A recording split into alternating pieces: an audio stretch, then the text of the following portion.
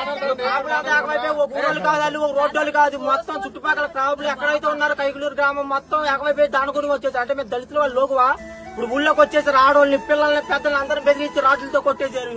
చచ్చిపోతారు, ఎవడు మాట్లాడరు. ఓ ప్రభుత్వం స్పందిస్తున్నారు, పోలీసులు వాళ్ళ పక్కే ఉన్నారు, మొత్తం ప్రభుత్వం అంతా వాళ్ళ పక్కే ఉంది. ఇంకా మేము ఉండటానికా చచ్చిపోవడానిక కొన్ని కొట్టేసి మమ్మల్ని చంపేయాలనుకుంటే ఊళ్ళోకి వచ్చి కొట్టేయమనండి.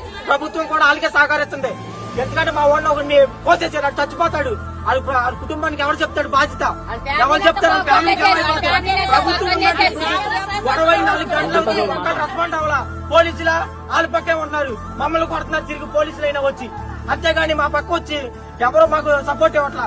మేమంటే మేము తక్కువ చేస్తాం, మేము లోకువా తక్కువ జాతి, మేము అనగారిపోవాలంటే చంపేయాలనుకుంటే ఒక తప్పవచ్చు, ఏకమైపోయి చంపేయండి. ప్రభుత్వం కూడా వాళ్ళకే మద్దతు పలకండి. మేము చేసేది ఏం లేదు. ఇంకా ఊరోళ్ళు కాదు, రోడ్డు కాదు, మొత్తం చుట్టుపక్కల క్రాబులు ఎక్కడైతే ఉన్నారో కైకులూరు గ్రామం మొత్తం ఏకమైపోయి దానుకుని వచ్చేసి అంటే మేము దళితుల వాళ్ళు లోకువా ఇప్పుడు ఊళ్ళోకి వచ్చేసారు. ఆడవాళ్ళని పిల్లల్ని పెద్దల్ని అందరూ బెదిరించి రాడ్లతో కొట్టేశారు.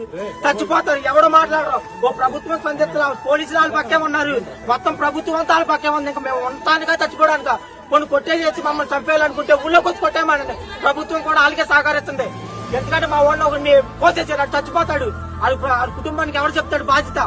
ఎవరు చెప్తారు? ప్రభుత్వం 24 గంటలకు ఒక్కరు రెస్పాండ్ అవ్వాలా. పోలీసుల వాళ్ళ పక్కే ఉన్నారు, మమ్మల్ని కొడుతున్నారు తిరిగి పోలీసులు అయినా వచ్చి. అంతేగాని మా పక్క వచ్చి ఎవరో మాకు సపోర్ట్ ఇవ్వట్లా. మేమంటే మేము తక్కువ చేస్తాం, మేము లోకువా తక్కువ జాతి, మేము అనగారిపోవాలంటే చంపేయాలనుకుంటే ఒక తప్పవచ్చు, ఏకమైపోయి చంపేయండి. ప్రభుత్వం కూడా వాళ్ళకే మద్దతు పలకండి. మేము చేసేది ఏం లేదు. ఇంకా